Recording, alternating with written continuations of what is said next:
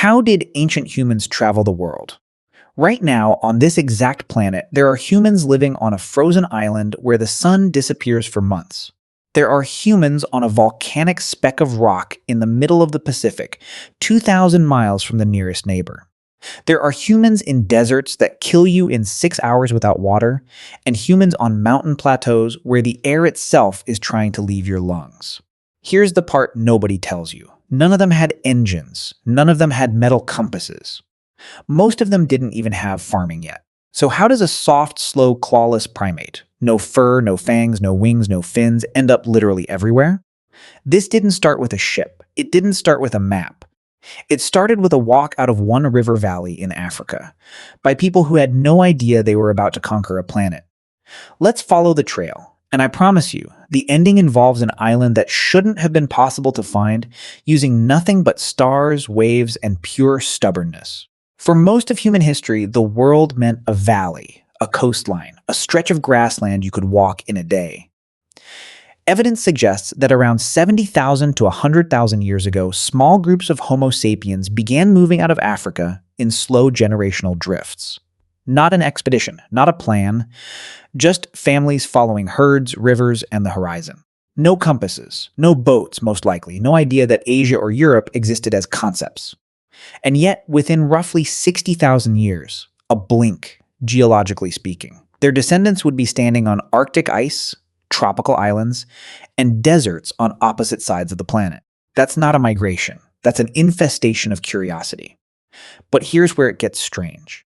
Because one of the very first impossible crossings didn't happen in some advanced later era with better tools. It happened almost immediately, and it still doesn't fully make sense. Picture Southeast Asia, roughly 65,000 years ago. There's an invisible line running through the ocean here. Modern scientists call it the Wallace Line, named after the naturalist, who first noticed something odd about the animals on either side of it. West of the line, tigers, elephants, monkeys, familiar Asian wildlife.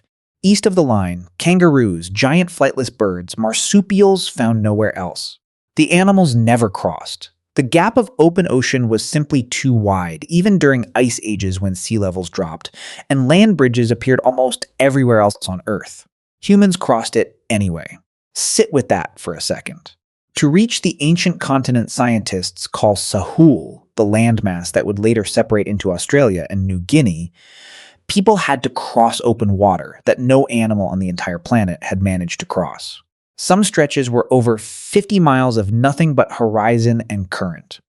Archaeological evidence from a rock shelter called Majid Baby in northern Australia suggests people were already living there by around 65,000 years ago. That's not a lucky raft ride. That's not one confused family clinging to a floating log. Multiple voyages over generations sustaining a population large enough to survive and grow. That requires something we don't usually associate with the Stone Age: intention. They watched smoke on the horizon from island fires. They tracked birds flying out to sea at dusk and returning at dawn, meaning land had to be out there. They built something that floated, paddled toward a place they had never seen, might not exist, and could easily kill them. And they did it 50,000 years before the pyramids. Here's the pattern interrupt. They had no metal, no writing. Some anthropologists argue they didn't even have needles yet. But they had the one tool that mattered more than any of it: the willingness to paddle toward nothing, on faith that something was there. That single decision populated an entire continent. But that's not even the strange part. Eventually, ice sheets thickened across the northern hemisphere, and the ocean did something almost magical. It lowered. Water that once covered the seafloor between Siberia and Alaska froze into glaciers on land, and the seabed rose into daylight. A strip of tundra now called Beringia. For thousands of years, this wasn't a bridge people rushed across. Genetic evidence suggests some populations may have lingered on this land, a hypothesis researchers call the Beringian standstill. For as long as several thousand years, hunting, adapting, waiting, before finally pushing onward into a hemisphere that had never seen a single human being. Two unrelated hemispheres, zero contact. And within a few thousand years of arrival, people had walked, boated, and hunted their way from the Arctic Circle all the way down to the southern tip of South America. A straight line distance longer than the distance from the Earth to, well, obviously not the moon, but far enough that early explorers assumed it was impossible without ships. They did it on foot and by canoe, and frankly out of sheer bloody-minded persistence. Pull back to you for a second. Every single person native to two continents, from Alaska to Patagonia, descends from that one long walk across a strip of frozen grassland that no longer exists. The bridge itself is gone, drowned under the same ocean it once held back. Now here's a twist that breaks people's brains every time they hear it, so brace yourself. Madagascar. Look at a map. It sits about 250 miles off the coast of East Africa. If any place on Earth should have been settled by nearby Africans, it's this one. Practically walking distance, by ocean standards. It wasn't. Genetic and linguistic evidence indicates the first people to settle Madagascar weren't African at all. They were Austronesian voyagers, sailors whose ancestors originated in Southeast Asia, near modern Indonesia and Borneo, arriving roughly 1,500 to 2,000 years ago after crossing thousands of miles of open Indian Ocean. Read that again. People skipped the coastline 250 miles away and instead sailed roughly 4,000 miles across an entire ocean to get there first. Today, the language spoken in Madagascar is closely related to languages spoken in Borneo, a fact that still makes linguists do a double take the first time they hear it. It's as if someone in Portugal turned out to speak fluent Japanese, and nobody could explain why for centuries. This is the moment in the story where the obvious answer is wrong, and the real answer is far stranger, and far more impressive. Which brings us to the loudest, boldest, most how is this even real chapter of the whole story. The Pacific. Picture the largest ocean on the planet. Now picture trying to find a single island inside it. One you've never seen that might not even exist, using no instruments, no satellites, and definitely no GPS. Polynesian navigators didn't just attempt this, they mastered it. Using the position of stars rising and setting on the horizon, the direction and rhythm of ocean swells felt through the hull of a canoe, the flight patterns of land-based birds, and even the color of clouds reflecting shallow water from below. Voyagers, in double-hulled outrigger canoes, deliberately sailed out into open ocean, searching for land they had reason to believe existed, but had never confirmed. Over the course of roughly 1,000 years, this network of intentional voyages, beginning with the seafaring Lapita culture and continuing through their Polynesian descendants, reached and settled Fiji, Samoa, Tonga, the Cook Islands, Tahiti, Hawaii, New Zealand, which Maori call Aotearoa, and finally, almost impossibly, Rapa Nui. Easter Island, a speck of volcanic rock so remote that the nearest inhabited land is over 1,000 miles away in any direction. Let that sink in for one more moment. They found a single point of rock in the largest ocean on Earth, without knowing it was there, using nothing but the sky and the sea talking to them.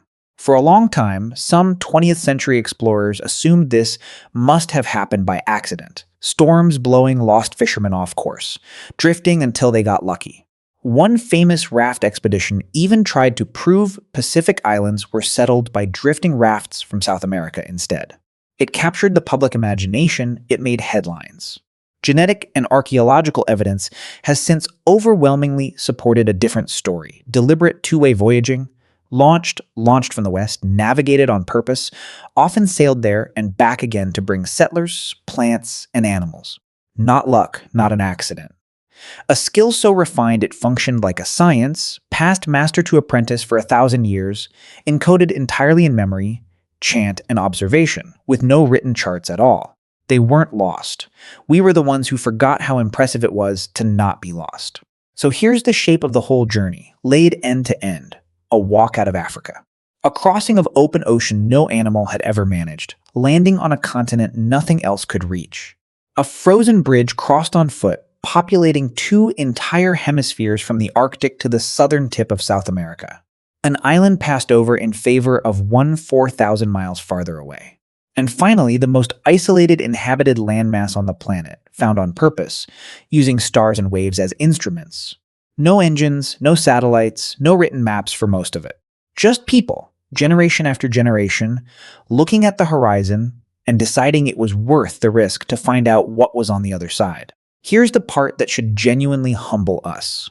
We now carry phones that can guide us turn by turn to a coffee shop 3 blocks away, and plenty of us still get lost in a parking garage. Meanwhile, somebody's several hundred times great-grandparent read ocean swells with their bare hands and used it to find an island the size of a small city hidden inside the largest ocean on the planet. That instinct, the one that makes you wonder what's over the next hill past the next headland on the other side of the water, isn't a personality quirk. It's not wanderlust as a marketing word. It's a program that's been running in our species for tens of thousands of years. The same one that filled a Pacific Ocean full of islands with quiet, deliberate courage. So next time you feel that small, restless itch to see what's over there, across the ocean, over the mountain, past the map you already know, ask yourself, is that boredom? Or is it the oldest voice we have, still steering?